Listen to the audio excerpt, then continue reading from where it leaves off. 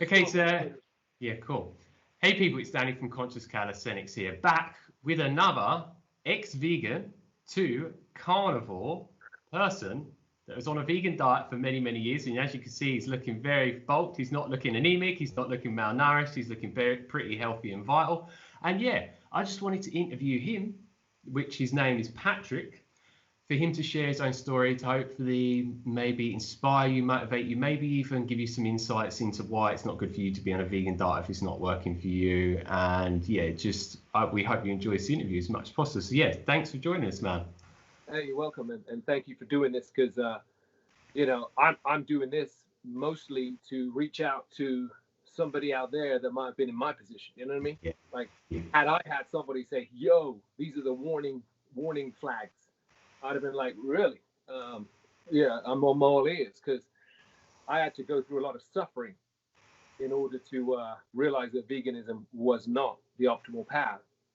And there's so much going on right now with the game changers and the Arnold Schwarzenegger and James Cameron push on it, that I'm like, oh my God, like people are going to go down this path thinking that, I'm going to be great like Arnold.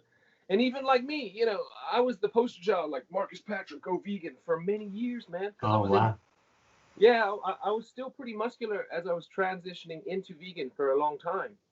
It was only after like decade number 2 that it really, for me, started to be like a sort of drop off in health.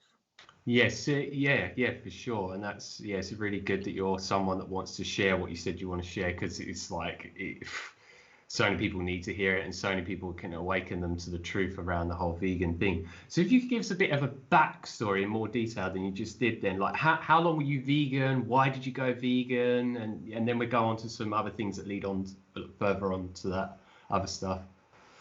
Okay, veganism, I think I stayed in it for like close to 20 years. We'll say 19 plus years, and the year that was the 20 would be transitioning into vegan, like going vegetarian into vegan, and then coming out of vegan, sort of going back into vegetarianism, including like eggs or shrimp, and wading out of being a strict vegan.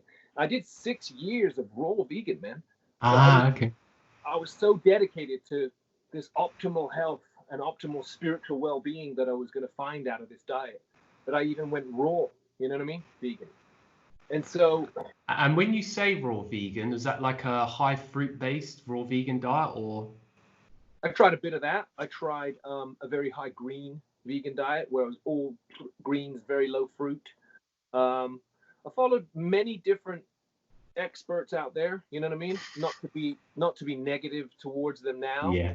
I still love them as people, like David Wolf, Lou Corona. I was cool buddies with Dan the Man. I was traveling through Hawaii and California, and all those high, vegan figures. Doug the sport guy. Doug Graham. Graham. Studying that guy, Michael Arnstein. I never went to any of those fruit festivals or anything, but I knew of the entire community. I was definitely one of sort of like more muscular figures in the community, kind of. Just for me, I never wanted to be like diet, only because I was like, well, being a human being is not defined by diet. Diet is here to serve us, and we're not here to serve the diet. So I was kind of like, okay, in the humble reality, I still haven't found the optimal wellness yet. I'm still searching. And so even if I was vegan, I was like, all right, to begin with, I felt better. Like, don't get it twisted. If you've been a vegan yourself, you feel better, don't you, to begin with? Yeah, and would you say you're one of these people that you went from like you was eating all types of food and then you went like vegan, so you cut out a lot of the crap that actually affects you in a negative way? Yeah, I used to be more, when I was like in my mid-20s, it was like eat fairly healthy all week long, bodybuild. I love track and field, bodybuild, and then come Sunday, it was cheat day. Cheat day was Dunkin' Donuts. Cheat day was pizza. Cheat day was go to each burger in drive-through in America and get a cheeseburger from every one, because I wanted to taste each different cheeseburger. I was eating McDonald's, I was eating Burger King, I was eating whatever. I was just like, this is my day off. Get fat, literally go from ripped like that to like that. Yeah. Like walking around the house like, oh shit, until you take a big dump and then get up in the morning next day, coffee and cardio it off. Yeah. So it was like, it's a stupid philosophy, yes, but that's what you do. You know what I mean? You're surviving. Like, Yeah. me, I've had to be in the entertainment industry, both modeling, acting, stripping, and so you've got to stay like this, and it's so much pressure. Oh yeah. To stay that way, that you kind of, I'd say, slightly binge eat on filth to give you that joy. Oh, that's some filth for the day, you know? Yeah, the dopamine release, the satisfaction. Yeah, the filth for the week. Yeah. But then obviously that was not going to be sustainable. So I was like, you asked me, one of your questions was, why did I first choose vegan? Yeah. Because the stomach was beginning to obviously be like, oh my God, like I'd eat probably some dodgy meat or bad food or just terrible combinations, whatever. And I was like, man, I'm getting these stomach pains. So I went vegan initially, hoping that it would cleanse me, clean me out, and then a girlfriend of mine at the time, she showed me the movie Earthlings, and I was like, whoa. I was like, this is some harsh shit. Like, I don't want to contribute towards that kind of cruelty. Yeah. So it hit me in here, it hit me in here. It was nutritionally hitting me. So then I was like, all right, I'm all in. I'm all in. Vegan. I even met Sean Monsoon. I was like, dude, put me in your movie. I'll be one of your boys, your poster children. And he's like, well, you've got some movies under your belt, but you're not quite A-list enough. I was like, what? I'm like, are you serious? You're just looking for A-listers to promote your movie? Yeah, of course. All right, cool. And so I just kept it moving. Point I'm making is there was definitely some sort of agenda going on there, not to be negative to that and not to downplay their pure intentions. I believe that all vegans have a pure intention, as I did, to be more honoring and respectful of animals and plants and the planet itself. Yeah. We want what's best, but it's kind of like we went galloping into mental utopia without science backing us up, without a real roadmap of the universe, Mother Nature, where unfortunately our ancestors put us in this position where we're alive today by being hunters. You know what I mean? And so we suddenly wake up to the fact that we're like, well, hold on a second. If my ancestors were vegan, I probably wouldn't even be here. So you were obviously vegan for a very long time. Why did you end up quitting it? If it was working for you so well, like what was the turning point for you? Like, what was your process of being able to switch? How easy was it for you to switch? Like, what was the whole point leading up to that? Like, over the 19 years, did you progressively start to go downhill? Or like, if you could explain it in as much detail as possible. Okay. Well, it takes a sort of a declaration of one of my sort of goals, I'm close to 46 years old, right? And as I got further down this path, I was like, well, one of my goals is to live as optimally healthy as possible and discover the anti-aging longevity pathway, using nutrition as one of the key elements for optimal health. I fast every day. Like right now, I'm starving. I haven't eaten for probably 15 hours, So I'm doing the barbecue out there. And even when it's done, I'm going to sit there and just wait till the time clicks past 16 to 18 hours, maybe even 20, and just be like, now it's time to eat. That's how I anti-age the body and keep it flushed. Just coffee and water. You know what I mean? So that's answering your question as to sort of what I was on the journey for in the first place. Okay. Veganism, I thought, would potentially be a longevity tool. Yeah. A helpful tool. Come to find out, none of the blue zones, which are the only proven sort of longevitarians on planet Earth, they live more often percentage-wise into centenarianism than any other people are not vegan. And so when I started discovering that, I was like, oh, so these people are like farmers. They do eat a mix of both foods, plants and meat, but it's more like their lifestyle is happy, dancing, farming, daily activities, fresh air, living out in more of a village type environment, with good social scenes and support. And it seems like veganism is not helping because the statistic shows that most vegans perish way before centenarianism. Yeah, for sure. And then you start diving into science why, and what I found when we were researching why I was getting injured, like you can probably see right there that shoulder has a sort of I would call that concave. Yeah. Versus that was because of slight form. You know, I picked up my own son and went, you know what I mean? Oh, and I had knee issues and Achilles issues, and it was like, I'm like, hold on a second, my muscle bellies, they're feeling okay, you know, through the veganism, but the joints were just getting worse. And so I was like, you know, once I was with my wife, I was like, something's up, honey. Like, she helps me a lot, you know. And so we were driving one time, we were driving to Atlanta to a club that I'm gonna dance at, and she's like looking on her phone, and she's like, look, you know, veganism is devoid in collagen. There's no collagen, and these are the things your body needs. Maybe we need to supplement them for you. Chondroitin, gelatin. And so we start buying all these supplements to sort of patch me back together. Come to find out, we're like, okay, we can't find these things vegan. You know what I mean? Not really. You can't find these things vegan. So then I'm like, well, I've got this choice of falling apart, becoming unglued, staying vegan for the animals, for the ethics of it, or like having a little animal product to come back together.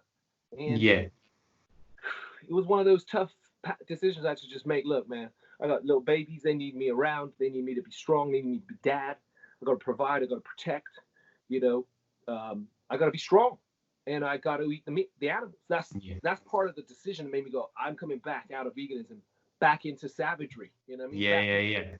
Mentality. I have to be a dominant animal in this world. I can't be this like sheep that's like, oh, just nibble on some grass and hope I'll be okay. You know, I can't do that. You know, like there's that thing. Are you a sheep or are you a wolf? Are you a sheep in wolf's clothing? Well, I guess I'm the wolf in the sheep's clothing, and I have to accept that, you know? Yeah, exactly that. And I agree, because it's like you need to be able to provide for your family. You want to live the best life possible. You want to function the best possible. You want to live the longest possible. So it's like, it's if you have to eat animal foods like you have, then and it sounds like when you started to run into those types of issues, you try to do things to resolve the issues, but it's just like you said, it was just like a band-aid, a bit like pharmaceuticals, where you're not treating the root cause of the issue. You're like trying to take this supplement, do this thing, but it's not really giving you exactly what you need. So you wasn't someone that just like said, oh, you know what, I don't care about the animals, I don't care about this, and being selfish, like, and just give it up because you just care about yourself. It's like you really cared about the animals and the planet and stuff like that, but it's like you obviously realize, just like me, you're the number one priority.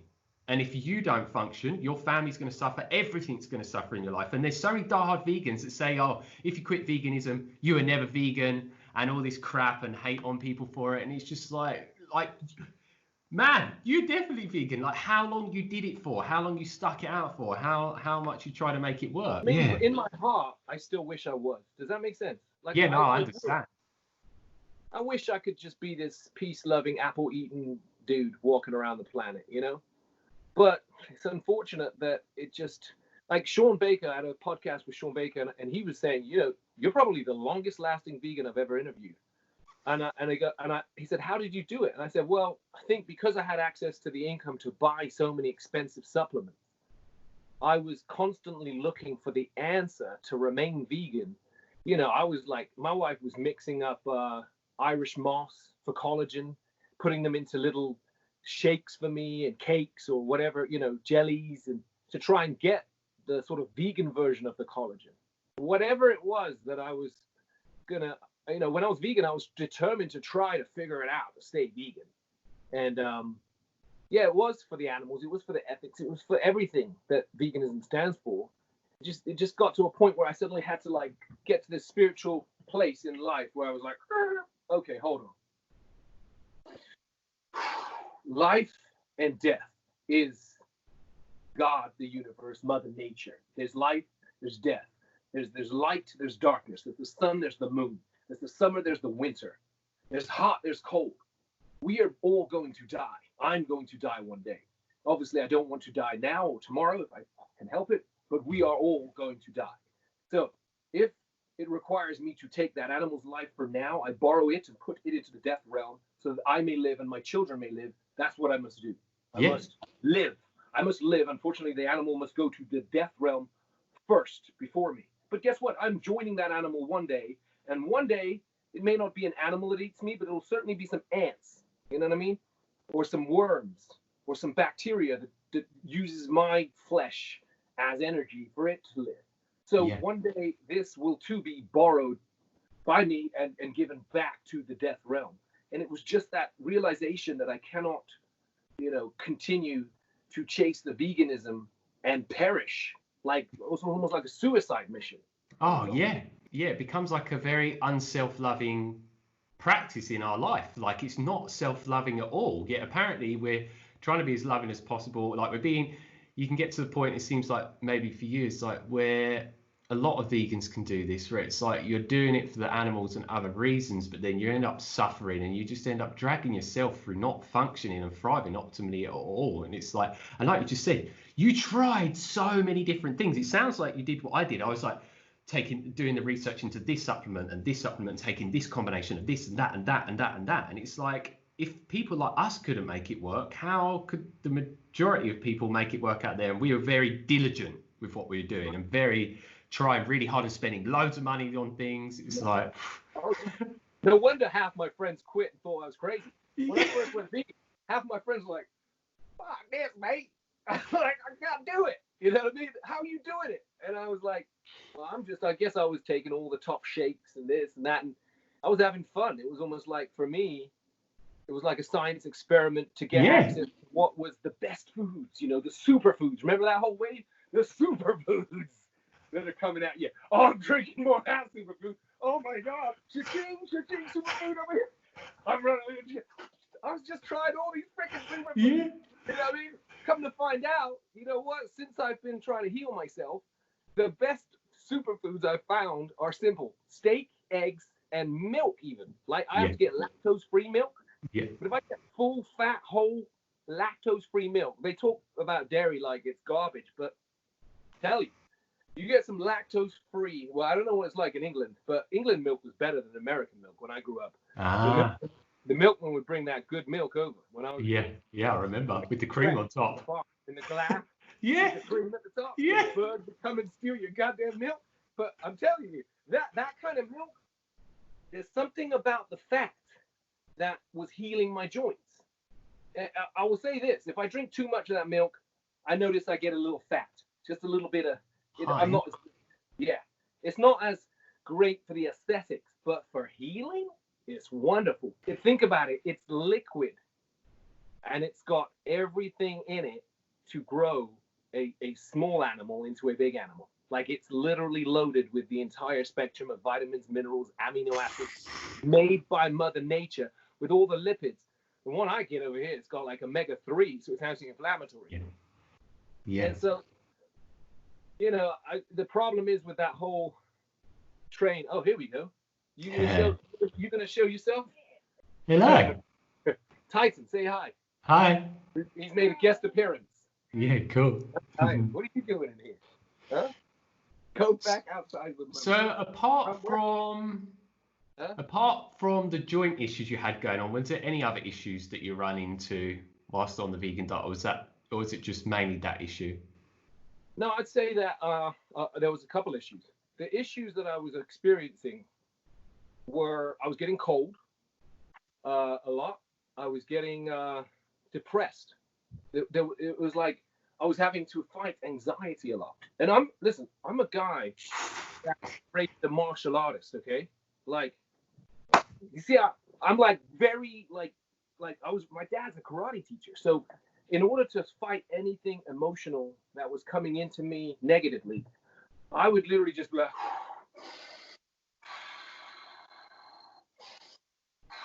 and like push it out and like fight on. But the further I went into the vegan path, it was like those waves of anxiety, especially being a dad. was just coming at me every day, every night, like, like I don't know what it was, but I was beginning to feel like just constant anxiety attacks. I was Wow. having to seek out, different things like ashwagandha to try and calm me down, GABA, things that would stop me from feeling like I'm falling apart emotionally, mentally, or something. And then I start just researching brain health from a doctor named Dr. Daniel Amen. Definitely worth anybody checking him out. He does brain scans on people and finds out the holes that develop in our myelin sheath. And most of it comes from obviously, drugs, alcohol, abuse, and whatnot, or combat sports. Yeah. But diet plays a key role in whether you replenish your myelin sheath. Your myelin sheath houses all of your nerves. Your nerves are like a huge highway of electrical wiring, and if they're not sparking properly, so that they can actually form positive cognition, you can start to feel airy, spacey, depression, chemically off. So that was definitely something that was coming about for me towards the end. I was probably like, I was using a lot of marijuana to cope. Like, anxiety to fucking get high so I can like zone out, you know what I mean? And escape. And so, like, I'll tell you, once I started getting back on a lot of eggs and even started learning, I couldn't eat steak to begin with. I had to start with like really well cooked soups and ground beef. Okay. And just have the corn tacos that my wife would make. I would just be tacos. Oh, they're great. Just to get the body used to eating beef and digesting beef. Once I started doing that, and definitely the milk, it's almost like my brain just went, oh, fat, cholesterol, myelin sheath again. You know what I mean? That was huge. So would you say actually, I'm going to go back on one thing, and it's a lot of people, once they start to feel spacey, airy, a lot of people interpret it as they're like, it's like they're becoming more spiritual, but they're becoming more ungrounded at the same time. It's not a grounded like spiritual thing, and it's like they can think that they're like evolving in a certain way, but it's like it's sort of disconnecting from their body in a way, and it's just not grounded at all. No, I think I was in that. I totally look back and be like the me now, although I'm not going to be arrogant, say I've got the holy grail now. Yeah. I look back on the me now and go, you fucking idiot. Like, it's not that I want to degrade any part of the journey. Yeah, for sure. It's like if someone said to me, well, don't you feel like a hypocrite because you were a vegan and you were into it and now you're not? Like, no, I have a different view. I look at it like, how blessed was I to go deep into that veganism, and somewhat, if it is a mistake, to be able to survive it and be able to fully know, well, that's not the path, and then help others and help myself. Yes. And become strong, and like, I'm not going back that way. You know what I'm saying? Like, I'm going. Now I feel better. Now when I go sprinting, I feel better, and I recover better. Oh wow, nice. So I don't look at it as a mistake, so to speak, as much as I do it's a great lesson. Yeah, it had its silver lining and it had to teach you many different things. It's good that you empowered yourself to see that. And it's like, if you hadn't gone through that, you wouldn't be sharing your message, and then people wouldn't be hearing your message and waking up to it as well. So yeah, was there any other different negative effects you got? Or I definitely, if you go and look at, or we could probably go look together afterwards if you want to throw it up at some point on your podcast or somewhere, some pictures of me when I was a vegan and raw vegan. I was like literally. Okay, we definitely put some pictures here. I'll edit that and put that in. Yeah. Gaunt, you know what I mean? It was just crazy how gaunt I was becoming. So there are times where the gauntness, I think, was not good. I mean, I don't want to keep on harping on how bad I began to feel vegan. It was all joint, brain, gaunt. But what feels good now is that, like, power. Yeah.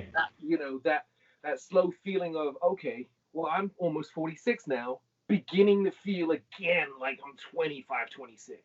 Like, not beginning to feel, like I would encourage anybody who has sort of doubts, go and check out Sean Baker, Dr. Sean Baker. and he's got his Meat RX podcast where he sort of has a ton of other people. I like tuning into Carnivore MD as well, but nowadays I'm actually much more carnivore than I'm even omnivore, and it's only because I came back into omnivore, felt much better from being a vegan. And don't get it twisted, I eat high quality grass-fed meat. Yeah. And when you switched to omnivore, what type of omnivore diet was you eating? Did you try like keto or like, what did you experiment with that? I did keto, and you definitely get nice and ripped on keto, and it's a good place to feel, but it's an odd situation where you feel like you're sort of filling up on fats, and something something long term feels missing, meaning you don't eat a lot of meat, you just eat a little bit, and you eat a lot more fat, and you eat no carbs, or if you are going to eat carbs, it's just like some raspberries and blueberries and stuff that are really low glycemic. But because you're there, you start feeling like, oh, well, I miss a carrot, and the carrot's not keto. You know what I mean? You're wondering if I can have a carrot, and you miss a little bit of this, because there's almost like your body senses that something is not quite satiated on a micronutrient level. Once you start playing around with actual carnivore, which I then played around with, it's almost like there's so much nutrition in steak, eggs, and even milk. I mean, I'll probably go on record as being one of the milk people in the carnivore. Yeah, me, I love it. You're right. And try and get high quality grass fed, and for me, lactose free is what I need. But there's so much nutrition in these things. Like, I just watched a documentary last night on milk where it said milk is so nutritious because it's actually a cow's blood filtered into the most pure form, ready for the offspring. Yeah. Now, to a vegan, that's horrifying. You're like, a cow's blood? Like, because when you're in vegan mindset, it's horrifying. But to a scientist or a nutritional, acute person, you're like, hold on, that may well be the closest thing you can get to pure nutrition possible. Yeah. Because I watched my little baby. I've got a 2-month-old, and all he's having is milk, breast milk, and whey. Yeah. So high quality, and he's just nice. thriving. High quality, organic, non-GMO, wow. pure That's whey. Good. Yeah, he's thriving, and I'm just like, he's growing brains, eyes, heart, lungs, bones, joints, tissues, muscles. He's 2 months old, and he will literally stand and like hold me. And I'm like, Jesus, dude, you're already trying to stand and you're 2 months old. So,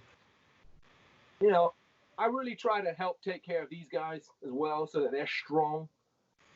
And that was another big reason why I had to leave that veganism, because I was like, I'm a dad now. I can't afford to fuck that up. I can't, screw their future, their health, their life if I've got this formula wrong. Yeah, exactly. I wasn't raised vegan. I was raised strong with all the omnivore options, and then I chose vegan. So it started to, parents out there have to be really aware that if you're depriving your kid of nutrition for the brain, the heart, the joints, the lungs, you're screwing it up.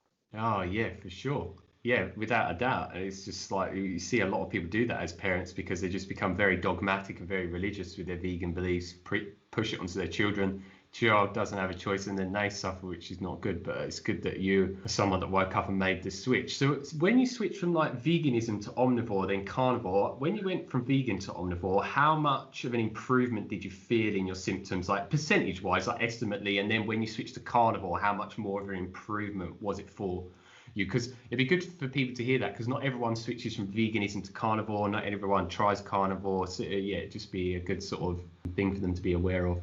I would say when I went from veganism to omnivore, it was like being rescued from the dead at one point. Okay. It was like I was like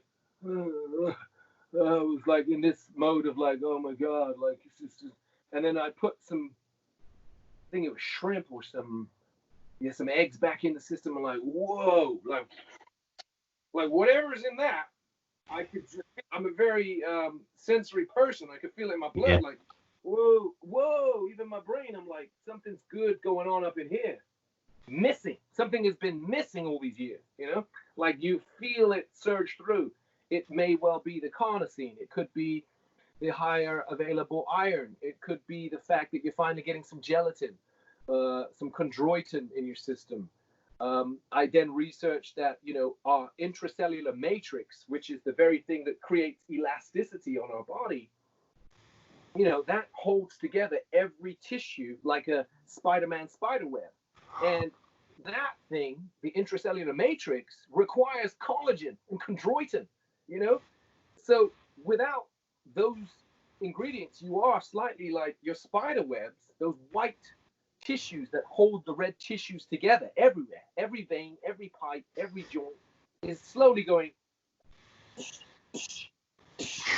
and there's nothing to rebuild it with. You know what I mean? So slowly we're falling apart, and you're thinking like that. So when I finally ate it, you're good? Okay. When I finally ate it, I just felt like, okay. And now I had to be careful not to go out and injure myself even more. Like, back, and like just go to 100% of back. Yeah. It's still like, I can still sense that those missing ingredients that I missed for almost 20 years, the body takes 7 years to regenerate a bone, you know what I mean? And a tooth. Those things are going through the body, like just like a tree grows different, the different rings to the different age of the tree bark. Well, we are the same thing. Some nutrients in our structures actually have to be laid, just like soil is over years. Yeah, exactly that. That's what I'd say happened when you say the life and death from vegan to omnivore. Now, when I got into omnivore, I was like, okay, I feel great. I don't feel optimal. I'll tell you why. Because just like anybody else out there, I'm a glutton to some degree. I came into omnivore and I'm like, oh shit. I'm good. I'm like going in crazy. Back to the food. Oh, now I was eating high quality food. Like, oh, let's get the grass fed. Let's get the grass fed. Let's get the cream. Let's get the cream. But I was getting a little too crazy. So again, and like, yes, the joints were feeling better, but still probably eating too much, swinging back and forth between keto and regular bread or regular foods or regular naughty dishes that you just can't help but eat because you can justify it. Well, you got organic, so organic bread, or you got organic rice under that steak. You know what I mean? You got some organic potatoes. You know what I mean? And so, oh, this is good. I mean, if you're eating organic rice with some gravy steak on the top, it's not too difficult to get enjoying that rice with the gravy. You know what I mean? Sure. And if you're eating organic grass-fed beef inside of some nice organic corn tacos, it's not too difficult to eat 10 tacos. Yeah. 10 pieces of corn. So, yes, there was another decline in the feeling of well-being from being too greedy. Once I started saying, okay, let's really try this sort of carnivore kick, where I literally eliminate carbs and sugars down to as low as 10% or less per day in my life. Start feeling some pretty crazy levels of optimal feeling. Like, okay, inflammation gone, strength much stronger, leaner, higher nutrition, better energy. I would just say I wouldn't say I'm as far anywhere near on the path as like a Sean Baker or a Carnivore MD, but those guys are extremely impressive because I think Sean Baker's 53. Yeah. He's deadlifting 405 pounds for 50 reps. Okay, he takes a few seconds off between each set of 15, but you tell me how many old dudes that's 53 that's just blasting 405. You know what I mean? Yeah. And all he's eating is steak and eggs and a bit of fish occasionally. So it's like he's got a world record in the rowing too. And then I just started. I pay attention to that stuff. I pay attention to Usain Bolt. You know, I studied Usain Bolt. He one time came on and said, "Ah, nah, man, I've seen vegans try it, but you can't do it, man. You can't do that." And you know, that guy was eating chicken McNuggets to set a world record. Like, no joke. That's what he said. This guy went to China, and because he didn't trust the food over there, he was eating chicken McNuggets every day. And then he was 958. And I'm like, are you kidding me? I'm like, I'm buying all this superfood. I'm running slow on superfood. You know what I'm saying? And he's eating chicken McNuggets. But the thing is that really he's just eating a high protein diet. You know, obviously there's some trans fats in the fried nuggets. It's not optimal, but his body was clearly cleansing whatever was not optimal there and just eating tons of chicken breast, you know? So he was literally eating, you know, high protein, probably lower quality protein, but high protein, low carb, moderate fat, and just amazing genetics and training. And there you go, 958. So I would study these things. I study these different athletes. And here we are today. I feel like I ran a 4.6 about 2 months ago, before the quarantine shut us down 2 months ago. I ran a 4.6 40-yard dash, and I'm 45. So it's like, I'm still fast. I ran a 4.45 when I was 25. So my goal is to beat that 4.4. You know what I mean? Because if I can run a 4.6 now with all these injuries and a diet that was basically just tailing me, you know, sending me into the trash can, and I'm now getting the diet right, my goal is to see how fast can I actually get. You know, even though I'm an old man, just I look fairly young for my age, and that's part of my whole journey. My book, even, I got my book out there called The Warrior's Journey. It kind of shows the transition between my veganism back into more omnivorism and some experiments with the carnivores at times. But a lot of it's also psychological, you know?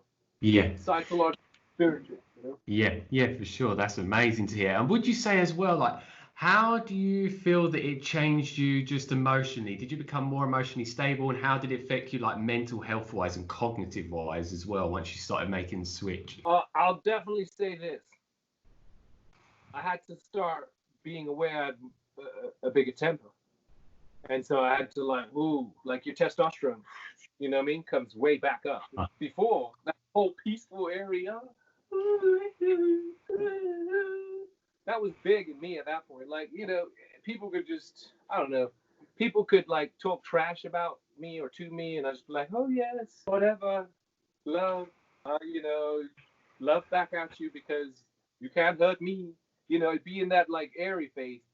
And now it would be a little different in my consciousness, would sort of just be like, okay, you're aware of trying to walk through this world in this peaceful, positive, relaxed, intelligent manner. But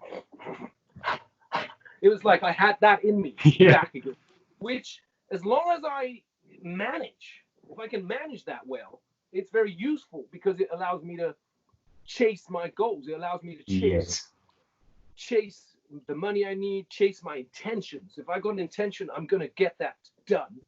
You know, I get it done. So if you say cognitively, benefit-wise, or just say give you much more life force, life energy, you know? Emotions, watch your temper, manage the temper. And would you say of this all going on, like, it sounded like what a lot of people say as they start to get older, they start getting this niggle and this issue go on, and they just think it's old age. And it sounded like that's what was going on with you and veganism. Would you say that it feels like it's taken years off of your life? You feel way younger than you used to be. Yeah, I mean, I'll tell you, when I was a vegan for those years, I was like getting so frustrated that I would train hard. I mean, I became a certified track and field coach, USA Track and Field. So I'd understand everything about track and field so I could run even better.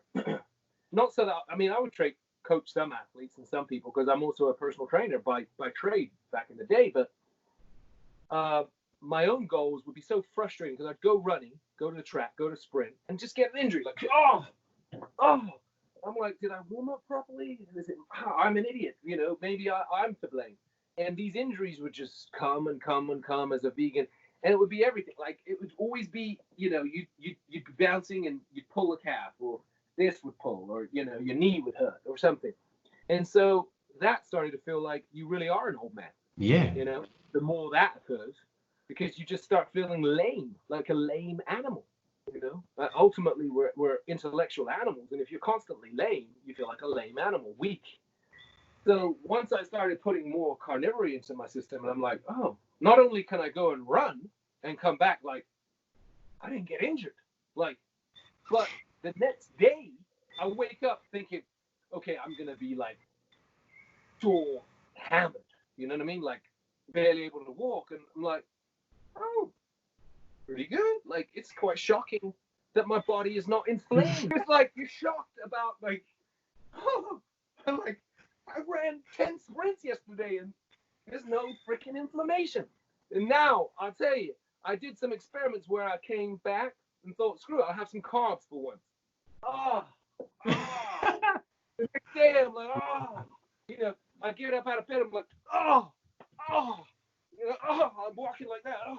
So it's for real, you know? You get up and because it's almost like I get shooting pains sometimes in my ankles or shit if I ate the carbs. Sugars. Yeah.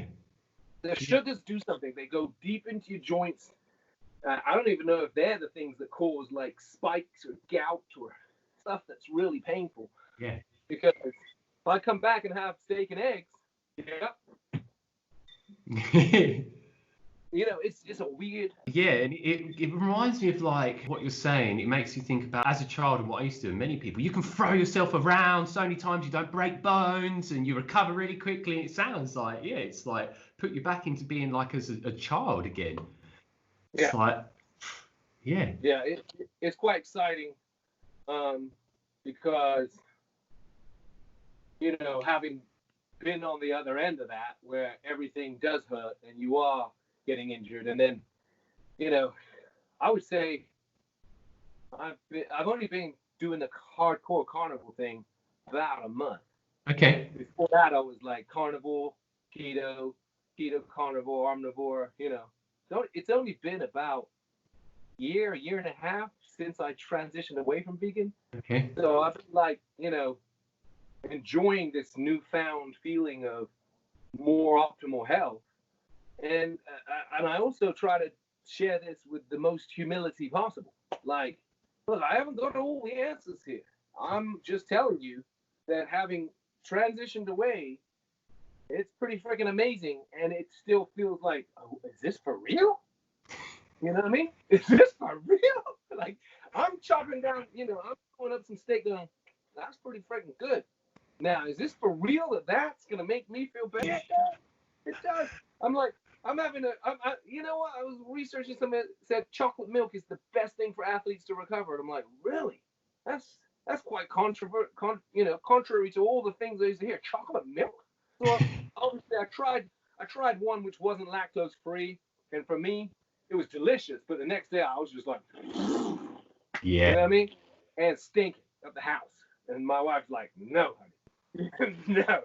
So I get some, you know, Hershey's or something. We got some good keto chocolate powder. Stir that in. Have some chocolate milk made at home, but by whole grass-fed lactose-free milk. Yeah. That is delicious. And like to get lots of that in your body and to feel like, whoa, like even my back pain, you know, back pain that was there going away.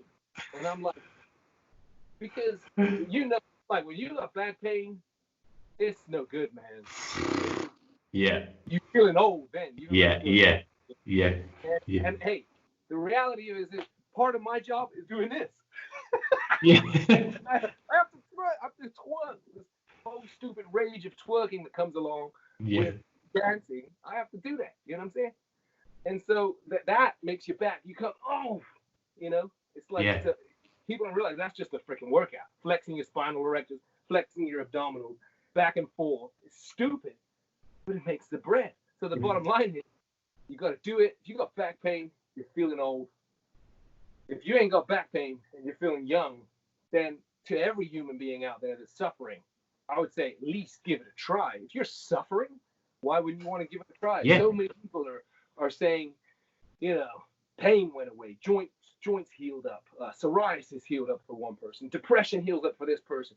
You look at some of these people's skin, it's just clear. You're like, what? Maybe we were wolves, Yeah. We certainly ate mammoths, right?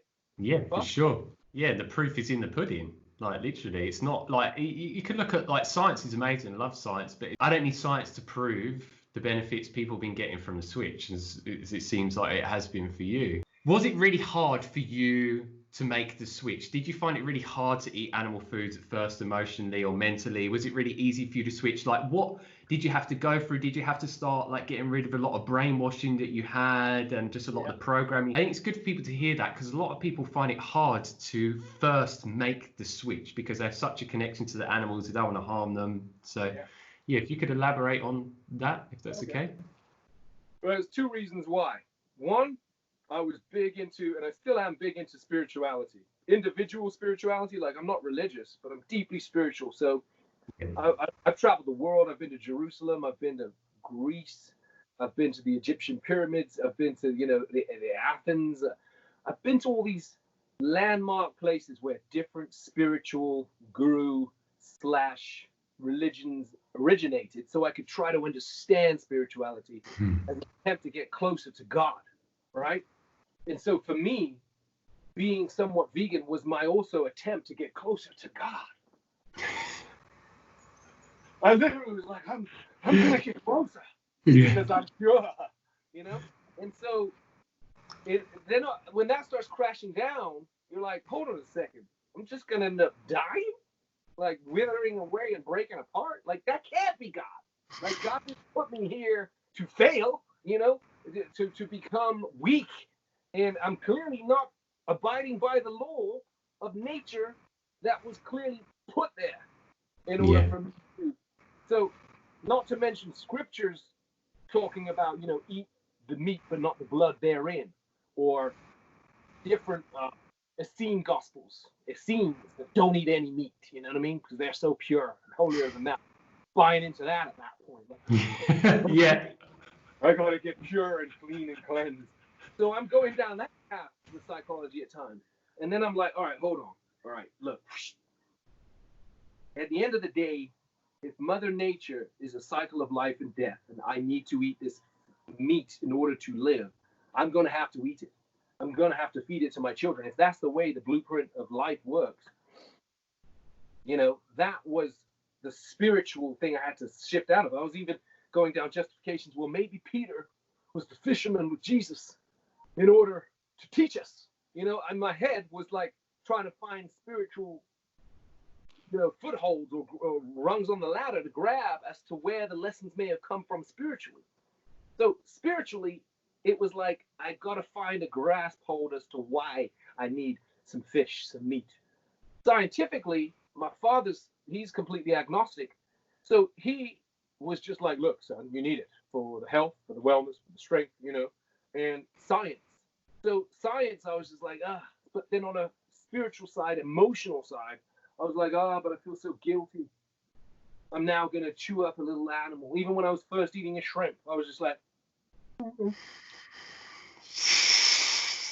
oh, I'm such a savage. I just chewed up a little shrimp, And so I went through that whole, but then I was like, whoa, like, felt good, I felt the collagen through the system.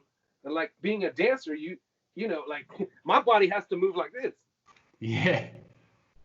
Like, I have to be able to command it. Like, whenever I want it to do something, it has to do what I ask it. So if I want my arm to ripple like that, it has to ripple. And it has to ripple in the way I command it, but it can only ripple if it's got the nutrients in it. So I feel the body, and when I put the nutrients in, I'm like, I may have been feeling guilty about putting those nutrients in because they're not vegan, but the body is saying, thank you.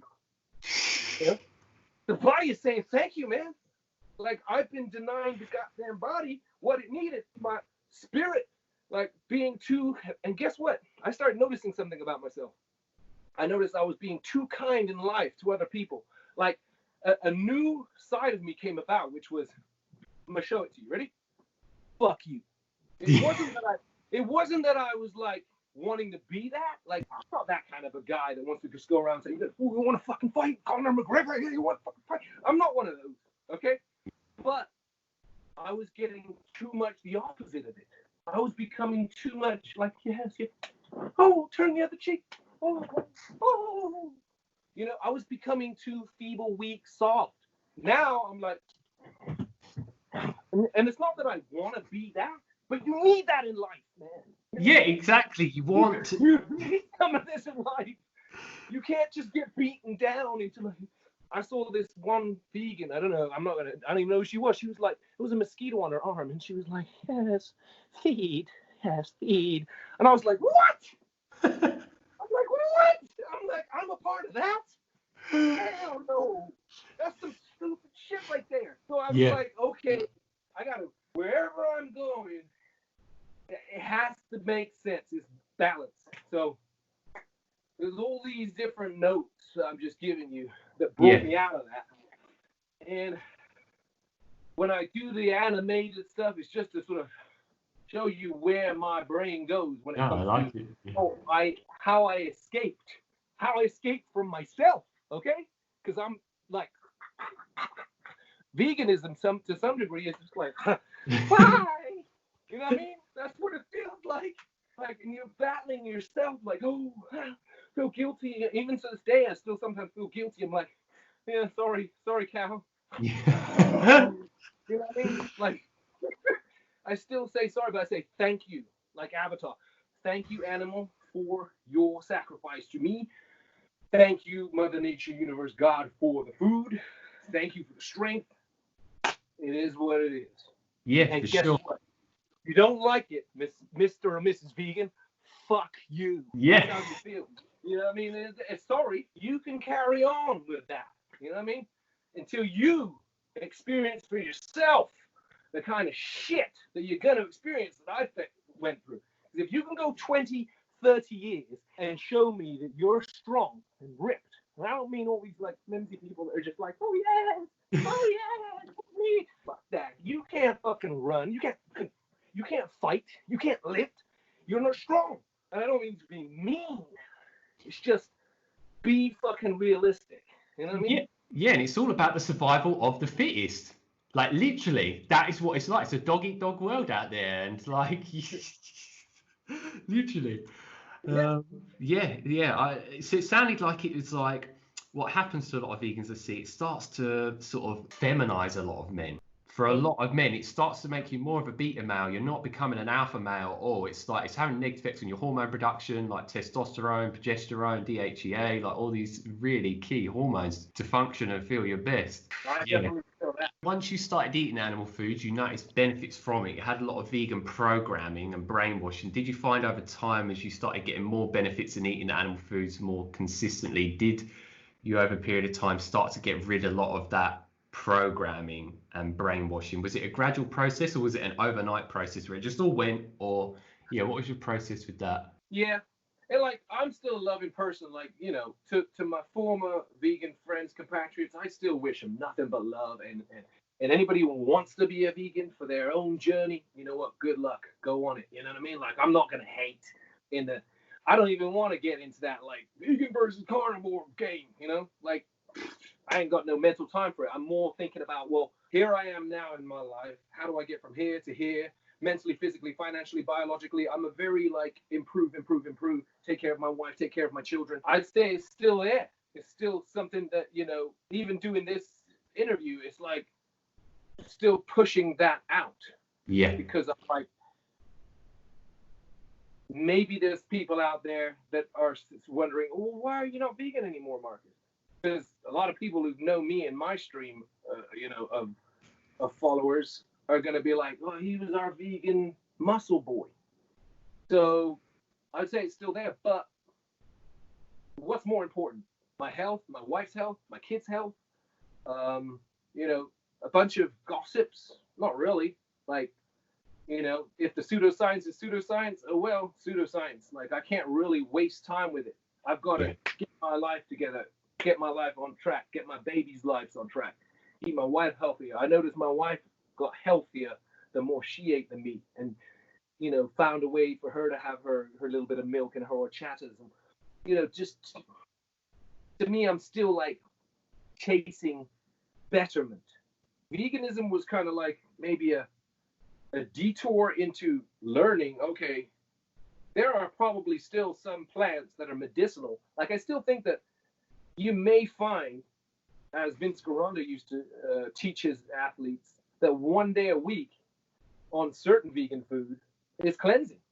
There might be a cleaning situation going on because those lectins, phytochemicals, and I can't remember what else they call them. There's certain chemicals that literally make you strip your stomach lining and strip your... Yeah, and all the cellulose and fiber and all this stuff. Right. Yeah. It may be that there is benefit to it. We don't know, to say all veganism is absolutely useless. There may be a benefit in a day of cleansing or a certain period of time. But long term, and from a standpoint of personal experience, long term is terrible. And then from a standpoint of feeling the regenerative effects of carnivorism, tongue twisted, is that you definitely feel more springy, alive, alert, and your brain definitely feels like it's fired up for life again. I would definitely say it's anti-aging or in terms of energetics. I don't know if it's necessarily going to do anything anti-aging to you, other than the fact that maybe you'll get leaner, you lose body fat. But I say anything that brings you closer to an optimal state of being is going to technically give you statistically a potential longer life. If you have a longer life with a longer lifespan of health, if your health span is longer, then you may get longer life. And then the longer you're around, if there are new scientific protocols that come into play that extend life, well, if you manage to live another 50 years, optimal health, strong, lean, and new science comes out to help you optimize your life to be longer in 10 or 20 years, then you're around. If on the flip side, you're just stuffing yourself with the wrong stuff and you develop all these, cancers, diabetes, and other diseases, you've given yourself a shorter lifespan. Yeah, and I think also like what you're saying then that could add on to that, I think you said it in a different way to me. It's also about, it's not about living as long as you can, because you could live to 100 someone, but what is your quality of life for that whole 100 of years?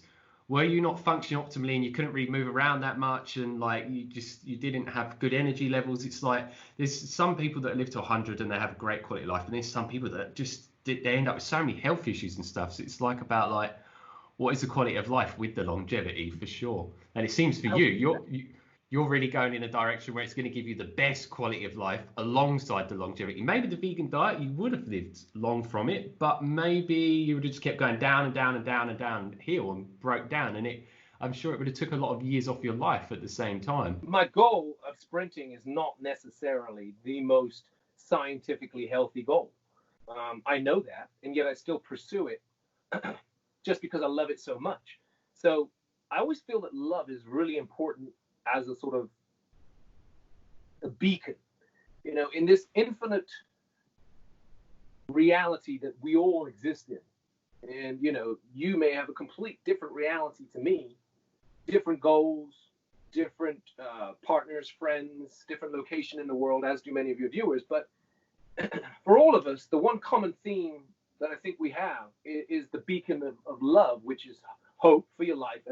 And love, you have to have self-love, and it might be that you love your mom and you're taking care of her, or you love a sister or a brother or a sibling or a partner or friends or a group of people or whatever. But that love, I feel, is like this beacon that gets you up in the morning, like, all right, I love that goal.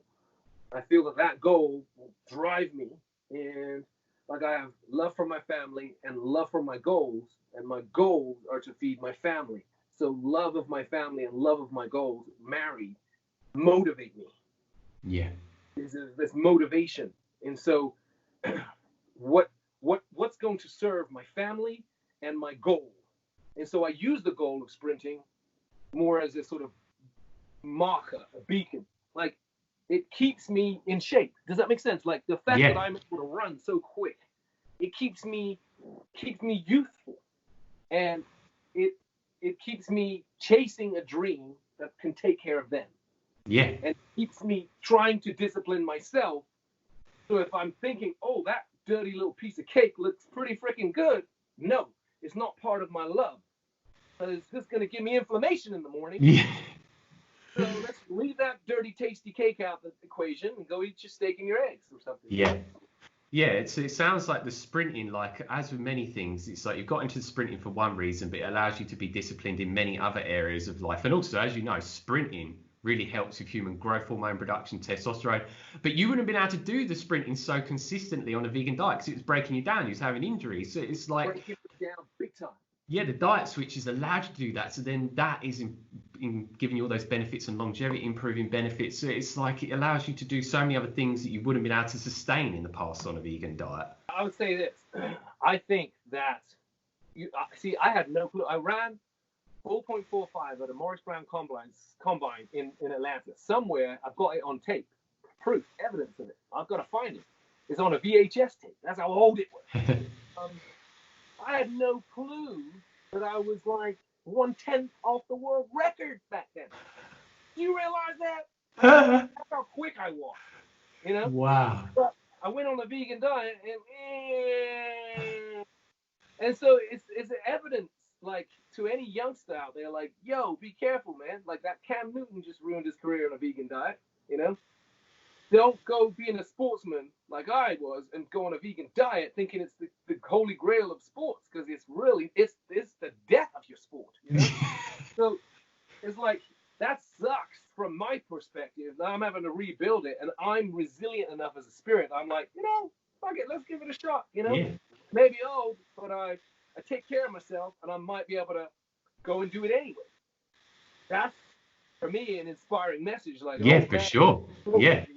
But the thing is, I would say, as a message for those youngsters out there, you don't need to be doing that vegan thing if you want to get fast, because I think I destroyed my early chances of being a world record holder. Yeah, literally. Yeah, that's a really good message for people to hear, like, really, really good. And would you say with that switch of like veganism to like omnivore and then carnivore, that you made any mistakes that maybe that if you knew what you knew now and you had the experience, you wouldn't have made the same mistakes? Obviously, like you said, you went indulging on loads of different things at first and you went into that, but is there anything else that you haven't shared on that? I wouldn't necessarily call them all mistakes as learning curves and learning lessons. I will say this: when you first come out from a vegan belly mindset, remember what I started to learn from a doctor named Dr. Joel Wallach, who we take his Youngevity products. We don't make any money off of it, but we got our own little Youngevity thing because it's all minerals, and he's very wise. He advises people to eat steak and eggs as well. He advises everyone to eat 10 eggs a day, which sometimes I do. But the stomach acid is supposed to be between 2 to 3 pH. Acidic. Very acidic. Vegan alkaline nonsense that I was into. Vegan alkaline plants and water is absolute bullshit. You're like, you're killing the very thing that cleans all the food and breaks the food down initially, which is acid. We are acid creatures, you know what I mean? We're more acidic than a lion. We're closer, acidic-wise, to a hyena, to scavengers. So at first, you're leaving veganism, our bellies are weak. A lot of what they call those lectins and oxalates, they make holes in our stomach, right? And so when the food comes into your stomach, it leaks. You get what's called leaky gut syndrome. The food is leaking through and causing irritable bowel syndrome, and we don't have enough acid to break down the meats. So when you're rebuilding your stomach from being a vegan, you got to go slow. Like, going straight into a huge steak is not advisable.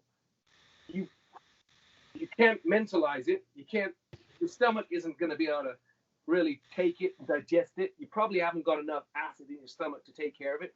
You kind of have to humble yourself and realize you've weakened yourself. You not only have you weakened here, you've weakened your digestive system. So in transitioning, you've got to go gentle. I would probably, if I could, tell somebody, if I were you and you're just getting started on the journey back and you're really humble, I'd say get some really high quality milk, like you would a kitten. High quality grass-fed milk. For me, it's lactose-free because I don't really do lactose well, which lactose is sugar. And some people can tolerate lactose, fine. Some people can't. But that high-quality milk, and warm it. Warm it in a pan and just make yourself a little hot chocolate or a custard, just to give your body some gelatin and some nutrients to start rebuilding your intestinal walls. Yeah, that's a really good point. Come back, and then I'd get into some scrambled eggs for a while. With scrambled eggs, you get a full spectrum of amino acids, which no matter what anyone told you when you're a vegan, oh, you're getting all the amino acids with corn and beans and rice. That's bullshit. You know what I mean? It's bullshit. It's like at least 5 missing. All right. So, and that's very serious. That's like having a house built where you've got bricks, you know, and some of those bricks have no cement. I'll just be able to kick your house down. You know what I mean? That's how bad that is. So you've got to get the eggs, the milk in the system, get the system coming back, fired up. Once you feel like you can tolerate that, I'd go chicken, easy, you know, chopped up, high quality. Respect the animal. Make sure those animals have lived a good life with good farmers, good ethics. You know, they've had their natural diet, they've had sunshine, they've had grass. Yeah. You respect the animals like that. You are respecting Mother Nature. You are technically respecting God's system. And then ease your way into it. Now, I'm going to go have me a nice steak because I'm ready for that. I'm strong. Yeah. I tried it early. I was like, I was cooking it wrong. I was overcooking it. It was chewing it tough. Couldn't have just, it was miserable. So, just, yeah, you're level to the game, you know? Yeah, you're exactly what you're saying is exactly what I say to people, exactly to a T, like for sure. And just allowing also the gut microbiome to change as well to these foods you haven't eaten for so long. And it can just be very hard for someone mentally to go straight into a steak, and then it could make them not feel good because their body's not really healed itself yet. The stomach acid levels are not optimal and so forth. So yeah, I think it's a really, really good point that you said. So what would your diet look like now? Like, what do you roughly like? What do you eat? Are you really big into fish? Do you eat fish eggs? Do you raw dairy, raw butter, cream? Like, what does your carnivore diet sort of look like? It doesn't have to be what you eat in a day, but like as a whole spectrum of the foods you eat, and like what sort of volume do you eat as well? Okay, so I haven't eaten since last night, which for me technically would be coming up 16 hours, right? And the last thing I had was a little bar of low sugar chocolate with a tall glass of my whole milk, right? And I had 2 of those. So I had 2 chocolates and the whole glass of milk spaced apart by about 2 hours. So if I had one 2 hours before, because I just love it. I love how it makes me feel, okay? I wake up a little pudgy in the morning, right about here. But with the fasting, as you can see, like I'm fasting now. So it's kind of goes down. If I fast 20 hours, it goes completely down. Yeah, so one thing I just mentioned, you like my girlfriend. This is just saying to add on to it. Sorry for interrupting you. Yeah. My girlfriend, we're just getting into raw milk, and she drinks around 3 liters a day. The more she drinks, the flatter her belly gets, which is crazy. But yeah, carry on. I thought I'd just share that with you. Testosterone is going up probably. Yeah, and estrogen going down and that. Yeah. But yeah, carry on.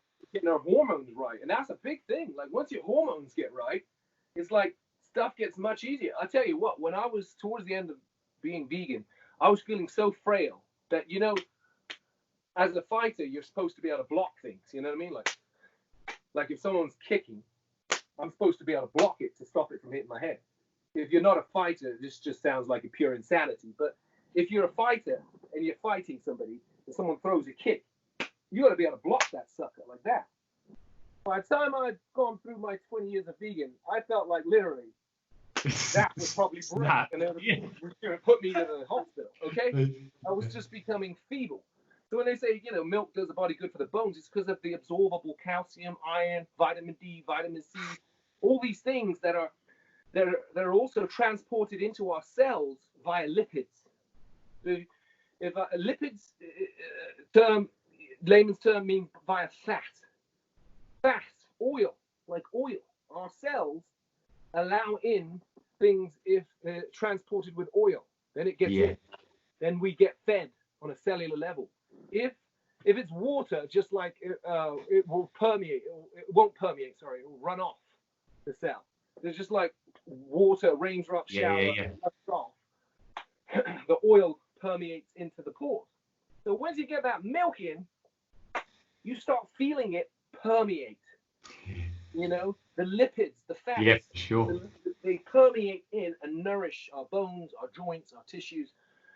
And so that's another reason why I feel that very helpful, especially for a vegan who's transitioning away, because steak, although it's high in nutrition, probably requires a lot more breaking down by the body in order to get the nutrients in. Yeah. And then, you know, the more you build up your stomach acids and your probiotics and your digestive system, probably have more success with steak. Like Sean Baker's so far into the steak, he's practically alive. You know? Yeah, for sure. He's just eating tomahawks all day. But the average person coming out of veganism can't probably jump straight into that. Yeah, for sure. So apart from the raw milk and the chocolate, what are the other things that you also consume in your diet now? Yesterday, Mama made me, I think it was like 6 eggs, and she fried them in butter, which is supposed to never fry, but, you know, turning them over in butter. And is the butter pasteurized butter, raw butter, grass-fed, or what type of butter? Always grass-fed butter, yeah.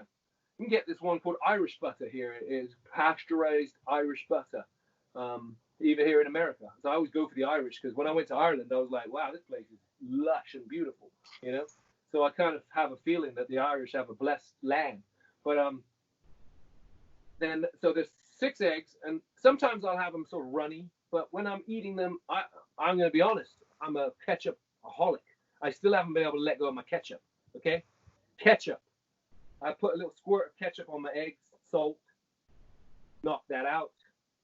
Chicken drumsticks. I had 4 chicken drumsticks in the air fryer. We have an air fryer. I do season the meat.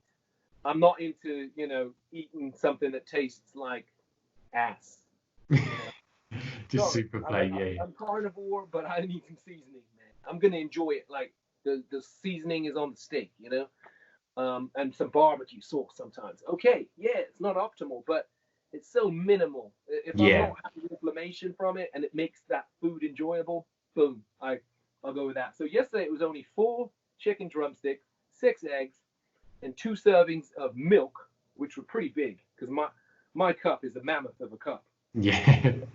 You know, and these little chocolate bars by Think Thin, which is still plant-based chocolate. So yeah, it's 5 grams of sugar. That's my way of not eating sugar. Still love chocolate, love it. You know, so I have a bit of chocolate, have my milk, and that was it. I don't know, for a guy who's wow, nice. I'm not eating a whole lot. Yeah. People are thinking, you know, oh, you must be bodybuilding, you're on roids or all that. I'm like, not really. I think it's because metabolism's slow. I'm old. I do take some Psalms that will heal your joints. MK677. Look up that. Yeah. But in terms of my metabolism and the amount I eat, I think my growth hormone gets boosted by both sprinting, workouts, being older, and then when I do eat, it's like eating really good stuff. And it's like I said, you're not eating a lot, but your body's really getting what it needs for hormone production to be optimal, neurotransmitter production, for you to have all the building blocks and everything. Yeah, it seems that you don't need to necessarily eat as much as you would need to on a vegan diet to sustain like the physique results that you have.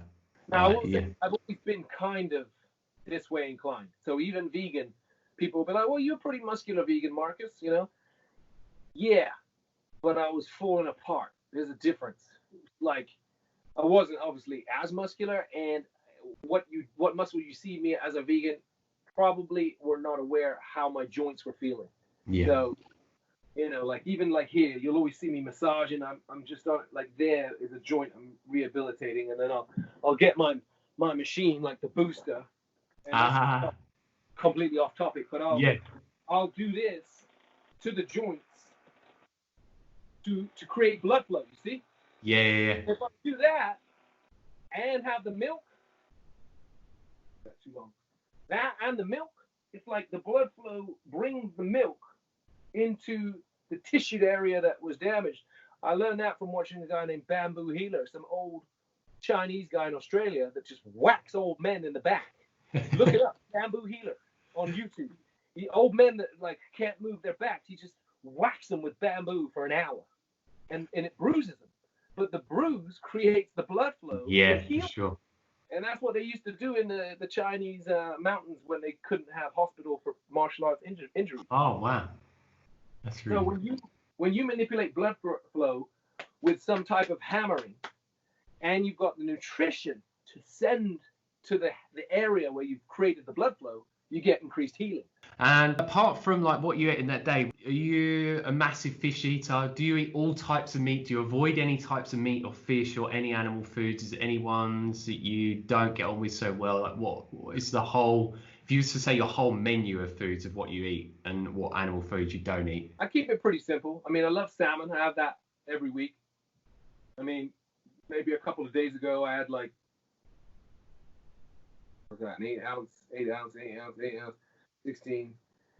I probably had like 32 ounces of salmon, you know, just wolfed it down. We had Jamaican jerk seasoning on. So I do that.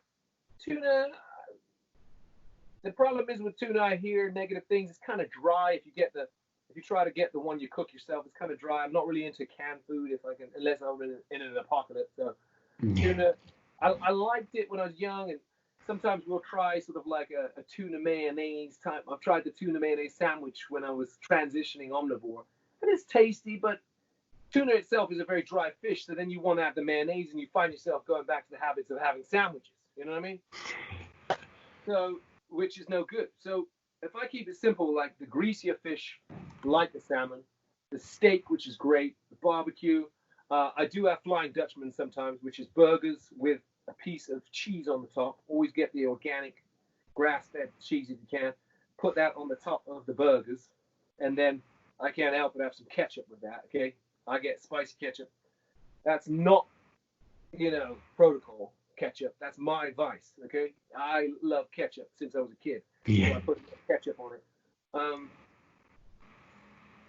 But like today, I'll probably have that steak and the milk. Yeah. That's probably it. I'll have the steak, I'll have the milk and chocolate. That's probably it. We'll eat a lot of steak. I'll eat a lot. How much steak would you say that you eat in one sitting, roughly? Probably go for about 30 ounces, maybe 35, 40 ounces.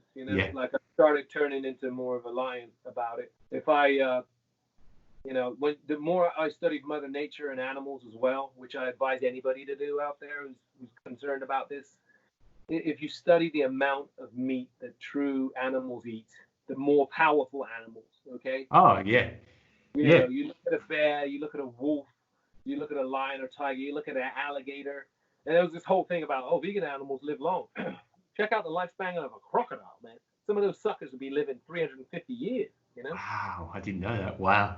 I mean, I can't verify that, but I saw a documentary where it said this particular crocodile hibernates underground in its cave under the lake, or under the saltwater riverbank.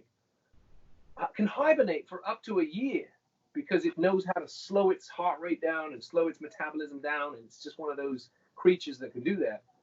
And so it fasts, and during that fasting period, it renews itself, much like the eagles do. But that particular crocodile is capable of living up to 350 years. Wow. Some of those animals, like those sharks and great whites, they live so long, like whales. They live so long because people are like, whales are sweet. No, they're not. You know what I mean? They're not sweet, man. They're savages. Yeah. Have you ever seen whales up to what they do? Like even the massive one just opens its mouth, swallows up shrimp and krill, just all day. It's like a vacuum cleaner, just eating. It's just like eating colonies of little people, as you want to call it. You know, it's just like a mouth. And then, you know, the orcas that people think are so sweet, like Shamu, that jump in at the fairground, they will get those little seals and they play battering ram with it. I've seen them flipping it. It's okay.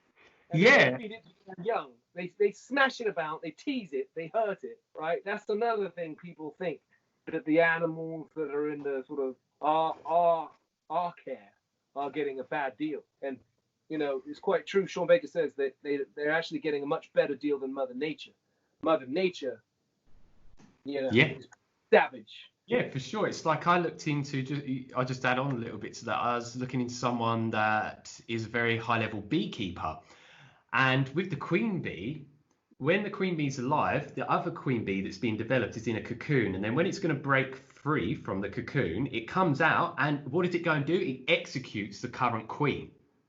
It literally executes it with the other bees to kill it. So, like, people are like, well, don't eat honey. It's evil to them. Well, look what they do to each other, to be honest, as well. It's like, come on, man. We as a species, obviously, are capable of forming coalitions. Like, you know, we're creating a coalition here to sort of, you know, I'm boosting your traffic, you'll boost my traffic.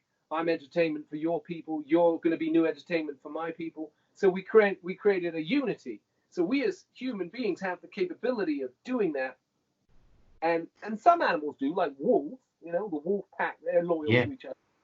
But we as a species of human beings actually have to get our psychology together to not destroy each other. Yeah. Because it does show that there are animals out there that do what you just said about the bees, destroying each other. And I think that if you got your nutrition right, you're going to think a lot better. I think a lot of the problems with terrible thinking may come from holes in the brain, bad nutrition, you know, obviously abuse and drug abuse and all that stuff. Yeah, for sure. Yeah. But I think if we're going to get to a place where great minds help each other, we're going to need a lot of people on the right nutrition, respecting the farmers that raise the animals the right way. We respect them. We keep funding their system so that they fund us with the food. And then we become fully empowered to live our lives the best we can. And then maybe I can reach out to you, brother. Hey, come up, you know? Yeah, live for sure. better, you know? Yeah. So before we end the interview, is there anything else that you think would be ideal for you to share with anyone that's watching this video? Part of me doesn't want to preach to anybody anymore. Like, I look at it like it's karma. Like, it was my own karma to go vegan, suffer, you know, get some joints going on. I went through my own. If anyone wants to get in contact with you and check you out, you're on any social media platforms or anything like that? I mean, I'm Facebook, Instagram, Marcus Patrick. I've even got my own fan site. So I've got that. I've got my book out there called A Warrior's Journey by Marcus Patrick on Amazon.com. And as long as someone's respectful towards me, I actually get back to everybody. If they message me, I get back to them. You know, you even have to forgive me for being a little bit late because these guys scramble my brain. I've got 3 babies right now. So I'm like, and then within a Toby crime, locked up with 3 babies. Okay? Yeah, for sure. So what I do is when this video gets uploaded, I'll put his social media links down below. I'll put a link to his book as well, so you can check him out. I definitely recommend you go and check them out for sure. And yeah, we hope you all have enjoyed watching this interview. It's been really amazing for me to talk with this amazing dude. He's had a lot of amazing things to share with us today. And yeah, leave any questions you got for him, leave them down below, comments, leave them down below. Don't forget to like, share, and subscribe. And yeah, all enjoy the rest of your amazing day. So yeah, thank you for joining us, man. And we hope you enjoy the rest of your day, which we know you will as well. Yeah, off to the barbecue.